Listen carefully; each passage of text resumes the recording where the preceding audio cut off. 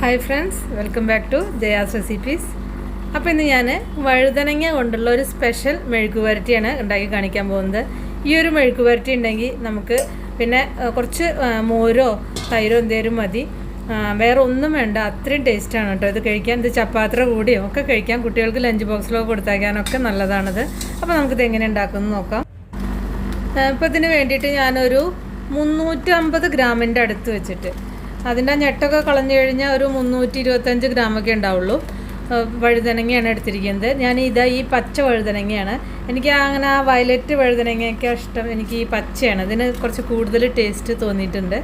അപ്പോൾ ഇതാണ് ഞാൻ അധികം ഉണ്ടാക്കാറ്.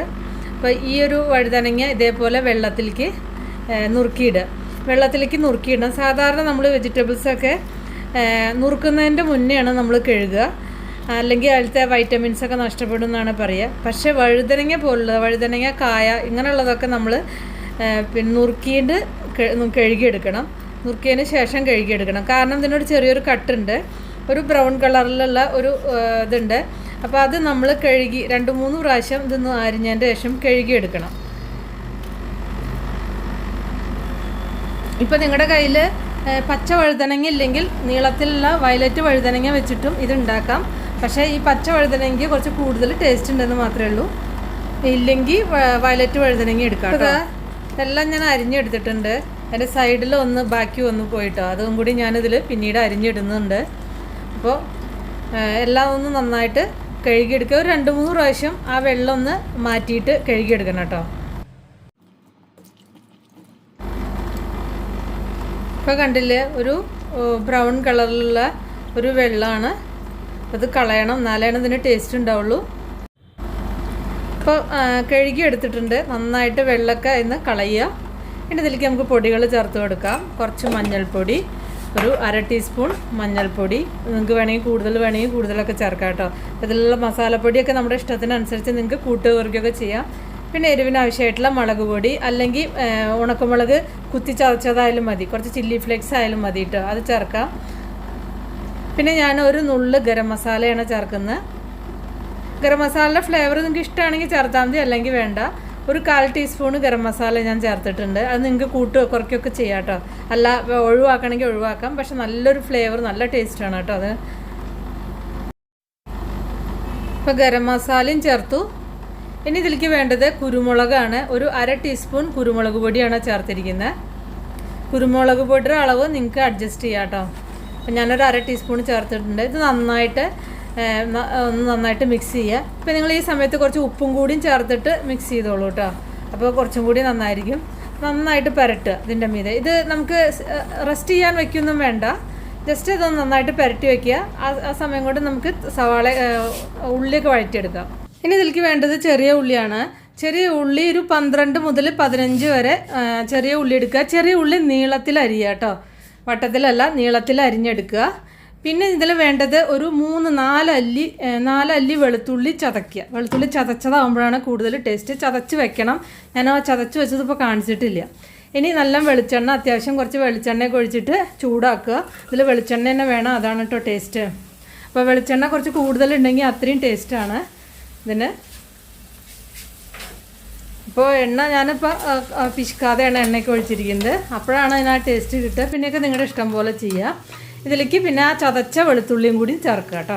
അപ്പോൾ ചതച്ച വെളുത്തുള്ളി ഇപ്പോൾ ഞാൻ ചേർത്തിട്ടുണ്ട്. ഇനി ഇതിലേക്ക് ഒരു 2 തണ്ട് കറിവേപ്പില ചേർക്കണം. അപ്പോൾ കറിവേപ്പില എൻ്റെ കയ്യിൽ ചെറിയൊരു തയ്യേ ഉള്ളൂ, അതൊന്ന് ഞാൻ പിശുക്കി പൊട്ടിക്കുന്നതാണത്. അപ്പോൾ വളരെ കുറച്ചേ ഉള്ളൂ എൻ്റെ കയ്യിൽ. അപ്പോൾ നിങ്ങൾ ഇടുമ്പോൾ ഒരു 1-2 തണ്ടൊക്കെ കറിവേപ്പിലൊക്കെ നല്ല ഇഷ്ടം പോലെ ഇട്ട് കൊടുക്കുക കേട്ടോ. അപ്പോൾ അതൊന്ന് നന്നായിരുന്ന റോ ടേസ്റ്റൊക്കെ ഒന്ന് പോയി. ഇത്രേ വേണ്ടു, ബ്രൗൺ നിറമൊന്നും ആവണ്ട ഉള്ളി. ഇനി ഇതിലേക്ക് നമ്മൾ ഈ മസാല പുരട്ടി വെച്ച ഈ പിന്നെ വഴുതനങ്ങ അതിലേക്കാണ്ട് ഇട്ട് കൊടുക്കുക. നന്നായിട്ടൊന്ന് മിക്സ് ചെയ്യുക.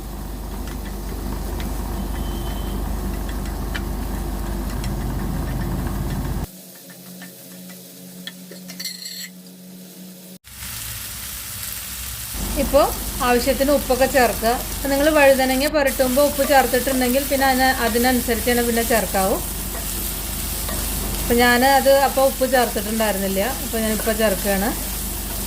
ഉപ്പൊക്കെ ചേർത്ത് നന്നായിട്ട് മിക്സ് ചെയ്യുക. ഇനി കുറച്ച് നേരം ഒന്ന് അടച്ച് വയ്ക്കുക.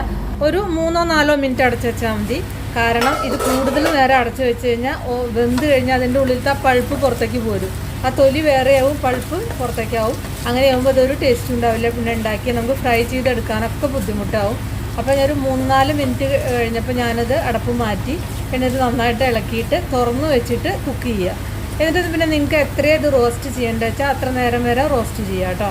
ചില ആൾക്കാർക്ക് നല്ല റോസ്റ്റ് ചെയ്താലൊക്കെയാണ് ഇഷ്ടം ഉണ്ടാവുക, ചില ആൾക്കാർക്ക് ഒരു മീഡിയം ഇതിൽ റോസ്റ്റ് ചെയ്താലൊക്കെയാണ് ഇഷ്ടം ഉണ്ടാവുക. അപ്പോൾ അതൊക്കെ നിങ്ങൾക്ക് എങ്ങനെ വേണ്ടത് വെച്ചാൽ റോസ്റ്റ് ചെയ്യുക.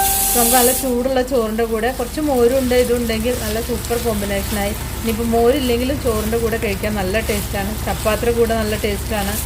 നല്ല സൂപ്പർ ഒരു പിന്നെന്താ പറയുക മെഴുക്ക് പുരട്ടിയാണ് കേട്ടോ അത്.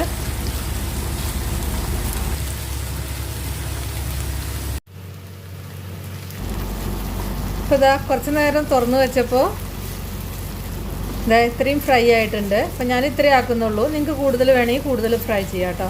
അപ്പോൾ മസാലയൊക്കെ നന്നായി പിടിച്ച് അതൊന്ന് ഫ്രൈ ആയി വന്നിട്ടുണ്ട്.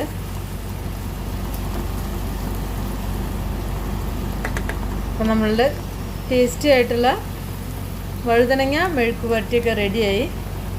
അപ്പോൾ കുറച്ച് നല്ല അത്യാവശ്യം നല്ല വെളിച്ചെണ്ണയൊക്കെ ഒഴിച്ചിട്ട് ഉണ്ടാക്കുക വെച്ചാൽ അത് നല്ല ടേസ്റ്റാണിത്. അപ്പോൾ നിങ്ങൾ ഉണ്ടാക്കി നോക്കിയിട്ട് നിങ്ങളുടെ ഫീഡ്ബാക്കൊക്കെ ഒന്ന് അറിയിക്കുക. അതുപോലെ തന്നെ ഇഷ്ടപ്പെട്ടാലൊന്ന് ലൈക്ക് ചെയ്യാം, അല്ലെങ്കിൽ നിങ്ങൾക്ക് ഡിസ്ലൈക്ക് ചെയ്യാം.